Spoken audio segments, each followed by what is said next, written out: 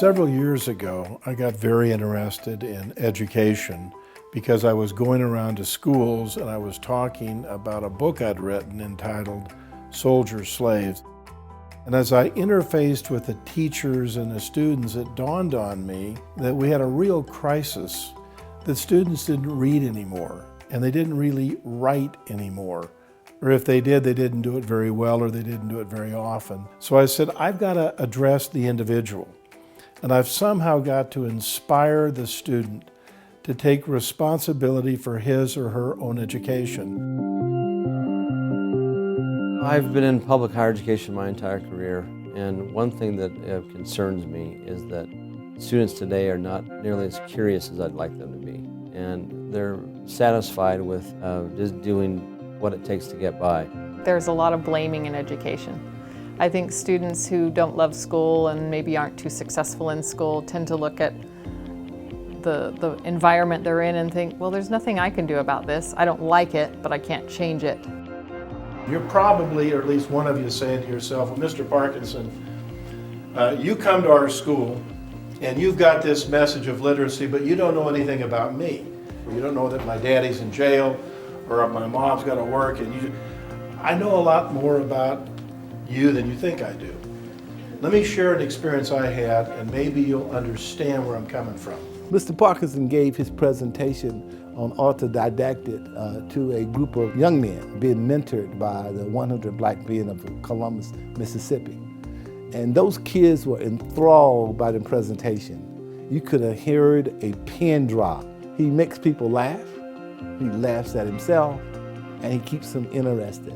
But in the end, what they know is being able to read and being focused on teaching yourself every day is the most important thing for your growth in life. Here's my report card. Spelling, D. Reading, D. Even my best students who are very capable and competent and good readers and have good vocabulary, they still saw it as an opportunity to grow and get better. But my students who didn't read so much thought, wow, this is a really good reason that I need to start taking care of my own learning. When he came, our teacher checked us out of class, and as we entered into the tech atrium, he walked up to me and shook my hand, and I was impressed with that.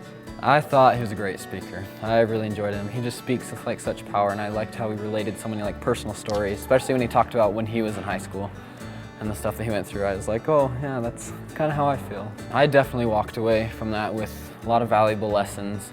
I took a lot of things he said, especially his story of when he was living in a Hispanic country and writing down all the vocab words he didn't know. Like I thought of it every day, like, oh, maybe I should write down words I don't know. And I started actually typing words into my phone. When I read, I usually read fantasy and fiction a lot. But after reading the book, I went and got the biography of Malcolm X, and I started to read that.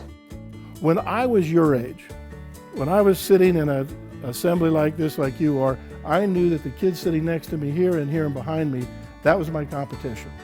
That's not your challenge. You know where your competition is? It's sitting over in Beijing.